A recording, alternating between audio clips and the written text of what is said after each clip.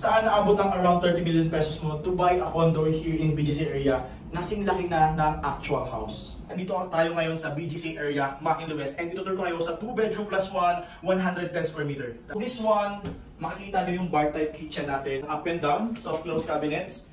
Meron tayong malaking box type kitchen with partner tayong for induction cooktop, built-in na rin yung oven natin. Yung maid's room natin, malawak na siya, which is meron siyang sariling toilet and bath. Sa ating combination ng living area at dining area, so ganito kalawak siya. Meron tayong free aircon upon turnover. Yung unang access natin sa balcony, ating mini hallway, pwede mo lagyan ng paintings, collection, or even pictures. First bedroom. So ito, meron tayong free 3 doors cabinet, soft close na rin, ganito kaganda yung first bedroom natin. Balcony tapos yung door niya, full glass na rin. Free aircon din siya, split type. Common toilet and bath. Motion sensor siya, lahat na makikita nyo dito kasama na. Tapos complete shower set.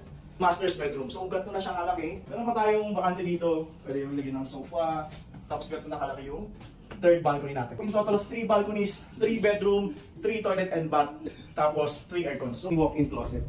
So ganito yung walk-in closet natin at pinakamalaking closet na tayo. Master's toilet and bath. Ito yung pinamalaking toilet and bath meron tayo sa mismong bahay. So pwede tayong mag-schedule ng viewing para sa mismong unit na to para ma-assist namin kayo for having your property dito sa BGC area, which has the lowest price per square meter.